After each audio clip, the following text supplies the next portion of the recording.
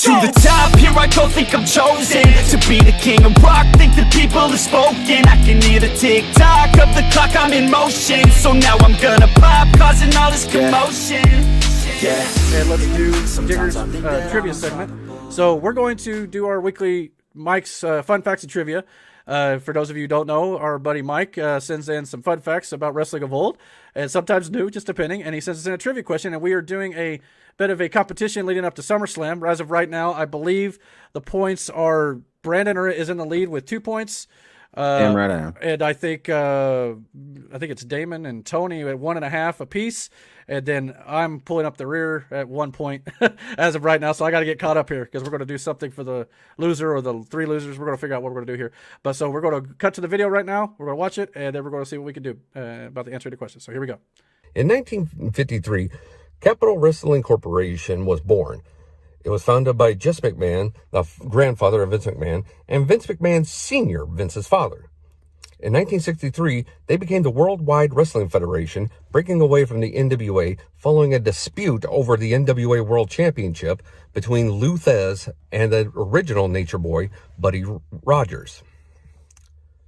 Now, of course, the Worldwide Wrestling Federation eventually became the WWF during the title reign of Bob Backlund.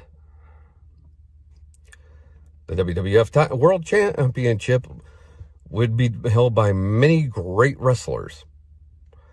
And in 2002, of course, we all know the pandas from the World Wildlife Fund attacked, and the World Wrestling Federation was no more. They had to get the F out, and it became World Wrestling Entertainment. Now, the question I have for you is this. Do you know who was the last recognized WWF World Champion? And for extra credit, what year did the Worldwide Wrestling Federation become the WWF? I'll give you a clue. I think I mentioned that it was during the championship reign of Bob Backlund, who became the world champion in February of 1978 when he defeated superstar Billy Graham. He would hold the championship until December 26th of 1983. So you got between 1978 and 1983 to make your guess for extra credit. We hope you all have hit like. We hope you all have hit subscribe. And I hope you enjoy the show, and I look forward to seeing you next week.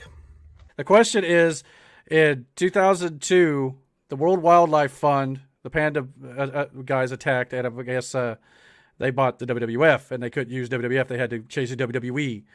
What was the last WWF champion that was recognized before the pandas invaded? So I'm guessing it's 2002, but I don't know if that's for sure or not. But, so yeah, and then the extra credit was, when did the Worldwide Wrestling Federation become the WWF? It was during Bob Backlund's reign. That was between 1970, I think he said 78 and 83. So it's some of the one of those years in between. So yeah. I'll go ahead and tell you my pick here, since we are still recording. Like I said, my choice for the last WWF champion to hold the WWF title before the WWE transition happened, since it was in 2002, I'm going Triple H. As for the extra credit, I'm going to take my birth year, 1981, to see if just for good luck. Let's see what happens. Let's see what happens. WWF champion, The Rock. That's possible. Well, hold on. No, Austin. Okay. As for WWF, 1982. Okay.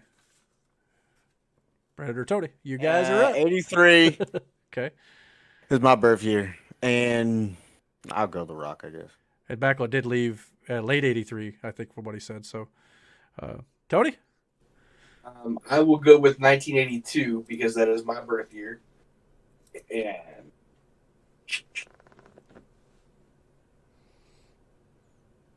I want to say either Rock or Austin. Right. Boy, I just opened up the answer. All right, I'm gonna go 82 for the bonus point, and I'm gonna go with Austin. So I'm gonna go with Damon. I agree with him.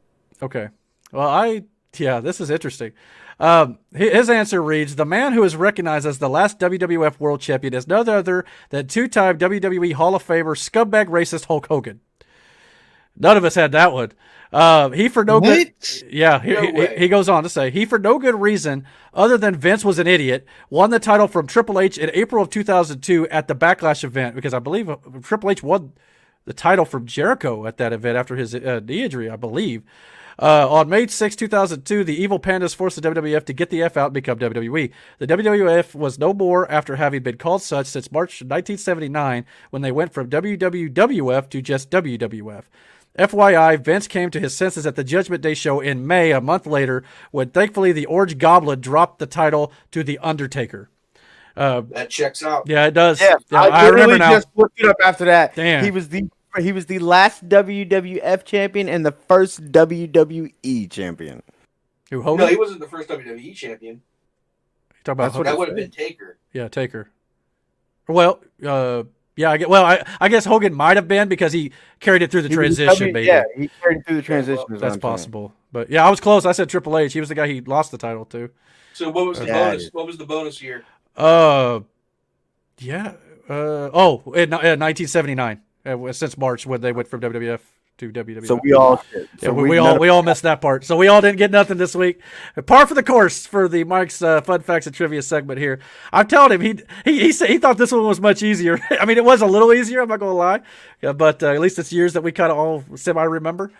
Okay, he said he also main evented the last WWF pay-per-view and the first WWE pay-per-view. So yes, he was your first WWE champion because he went over in the transition. That is fucking shit. That's crazy. At least it only lasted a month, but still. Yeah, ready to go, man. Lock and load. That's right. I swear to God that I could drop it, bro. Yeah, I got a shot and I ain't stopping, no. That's how I know that I'm unstoppable.